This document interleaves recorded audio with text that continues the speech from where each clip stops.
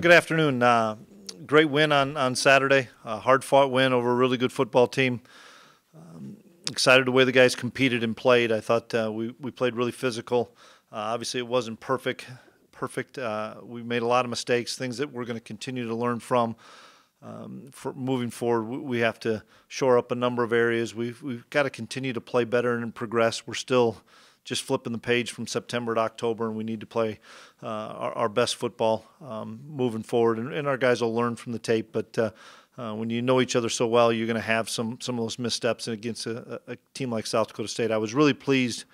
End of the third quarter through the fourth quarter, we were able to finish really well. We had the long scoring drive that tipped us into the fourth quarter, and then able to make a stop and force a field goal that they missed. And then we were able to get a couple of drives together, the last one being really important when they kicked it to us with 3 timeouts left and a little over 3 minutes, and we were able to run the clock out. I thought that was really important for our offense to be able to end the game like that. So good win, excited about it, and we'll now flip the page, and we're working towards Northern Iowa and have our first practice and meetings this afternoon.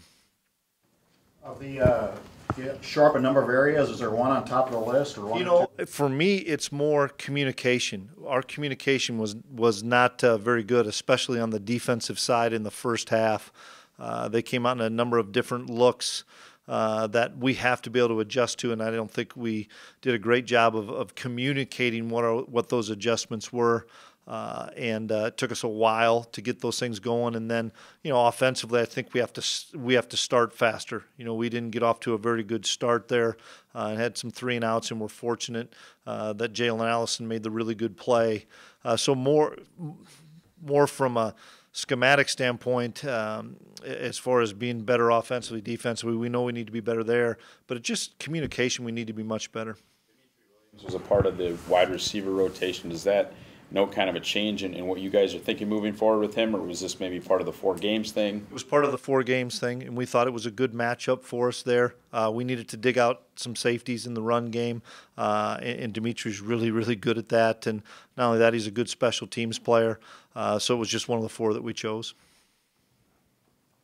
Chris, you ever been a part of a team that's never played a road game in the first month of the season and now going this late out on the road? No, I haven't, and we'll talk about that today. I feel fortunate that we have a bunch of veteran guys that have been on the road an awful lot, that they'll be able to teach the younger guys and some of the guys that haven't been on the road, but it's something that we'll address today. And obviously going on the road in our league is really difficult. We're going into a really tough environment that'll be really loud, and so we'll have to work the noise quite a bit early in the week. But no, we're actually fortunate. I was excited we were to play those 4 games at home and had a good September, but changes for us this weekend. Still weird going back there, or has that kind of been there, done that? It's kind of been there, done that. It's been, I think it's 8 years now, so it's fun to go back and see a lot of family and friends that either are still in the community, but other than a few coaches, I wouldn't know any players. You talk a lot about knowing South Dakota State so well, and they know you so well. Is it kind of the same thing with Northern Iowa? Because I think we played them a couple times in the playoffs. Yeah, it's pretty similar. They've had some more coaching changes than South Dakota State, so some things have changed. It was different when the older offensive coaches that I coached with for a number of years were there. They've had some changes since then, so it's a little different in that respect. I know a lot of the defensive guys, and some of the defensive concepts are similar to when I was there. So there is some familiarity, not as much as South Dakota State, but obviously it's another big game that our guys know the opponent so well, because a lot of these guys know each other, knew each other in high school, so a lot of our players know their players. You guys come up almost completely healthy out of that South Dakota State game from when you came in? Yeah, we really did. We have a bunch of kids banged up that I think will be ready to go on Tuesday. There's nobody that's ruled out.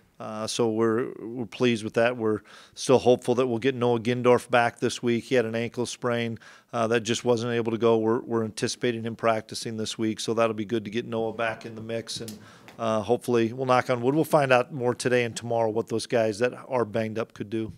Is there any concern after such an emotional game trying to get the Rock back, any letdown this week in practice? Yeah, you always worry about that. That's where you hope you have tremendous senior leadership and tremendous captains to be able to say, you know, we talked last week when I was in here, it's 8 one-week seasons, and we just finished 1 week of it. And this is going to be another tough competitive game, just like the remaining 7 will. And so we have to, you know, what you did last week is great, but you need to be able to tee it up and be ready to play. And so our focus is going to be on our preparation Monday through Friday, and to make sure that we put ourselves in the best position we can to have a chance to win.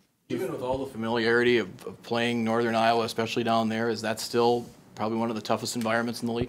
Yeah, because of the noise. You know, it echoes in there. It doesn't matter if there's 16,000 or if there's 8,000. It echoes in there, and they'll have a good crowd down there, I'm sure. So, and they'll be amped up because they know it's a big game. And I think whenever the Bison show up, it's always a big game when North Dakota State and Northern Iowa play. It's been that way for an awful long time. And so, yeah, it's a tough environment. And you know, we're fortunate we play in a dome, so we're used to that. But it's a different atmosphere that we'll have to prep a bunch for with the noise. No, 9 of 11 games in domes this year. Is there different domes? Are they all the same? You know, they're different. It's a lot better playing in the Fargo Dome for us, you know, without having to worry about the noise and stuff, at least from the offensive standpoint. But that's a unique deal to think 9 of 11 and all 11 now where we're playing on field turf. But probably should utilize the Fargo Dome a little bit more. I'm still a guy that likes to get outside when we can, just because of utilizing field space and stuff. But this week, because of the noise, we'll be inside a little bit more. It's a pretty unique, whether it's the first 4 at home or 9 of 11 in indoor facilities. That's something I haven't dealt with before. Easton, maybe not where you'd like to see him from a completion percentage point, or maybe not even where he'll end up, but his yards per completion are skyrocketing. It seems like he's really pushing the ball downfield. Is that something that you guys talked to him about before this season, or is this something even just buying time? He's really downfield. Is that on him? Well, part of that is people stacking the runs so much against us that we're finding some seams behind linebackers and in between safeties, and then you're going to get what we would call our chunk plays in that respect. And a lot of it is off of play action as well. We're not getting as many off the true 5-step game with big plays, but it's a product of what our offense does and a product of him seeing the field so well. And you know, I think there was a couple that he misfired. There was a couple I think we could have caught as well. So I mean, I was pleased with the way he played and kept himself alive. We need to be more efficient. That's one of the areas we need to work on in the passing game. We need to be a more efficient passing game, especially in early downs, first and second downs, so that we don't get into third and extra long. Chris, are you anticipating seeing 2 quarterbacks this weekend? No, I think we'll probably see Dunn. I think that's who we'll end up seeing. I'm sure we'll see a bunch of Wildcat as well. But we'll be ready for both, but I think it's probably Eli's game to handle. You've had pretty good success about him. He's not a mobile guy, my words. Why do you think that is such a successful matchup for you guys you've had the last 2 years against him? Well, we've played really well the last couple of years against him. The first time, I think, when we were down there, may have been his first start. I don't remember, and so that would be an advantage to us. It was probably difficult for him in the Fargo Dome, being the first time in here. He's much improved. I think, you know, he throws the ball really well. The last couple of games, I think he's playing with a tremendous amount of confidence. I knew him coming out of high school. I'm a big fan of his. I think he throws the ball really well. He reads coverages and stuff well. And he's now into his senior year, and I think the game slowed down for him so much. I know it'll be a big challenge for our defensive guys because they have really good weapons at tight end and at wide receiver, and we have to do a great job of covering.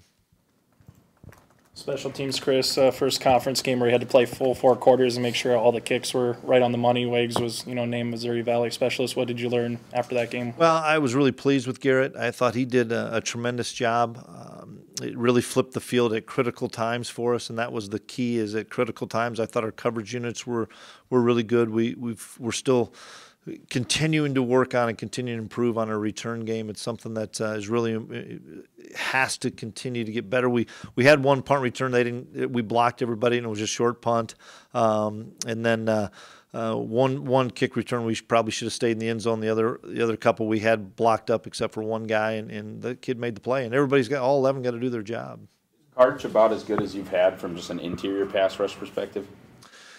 He's pretty good, when we've used Caleb in there, he's been good. I've been pleased with Stides and Blake too. I mean, we're fortunate because we have three guys that I think are pretty good pass rushers in there with Steidel and Blake's doing some really good things as well. But trying to find some other ways to get some more speed guys in the game too, whether it's Caleb inside, even Spencer Wagey we'll look at inside. We just got to continue to develop depth in the pass rush game inside.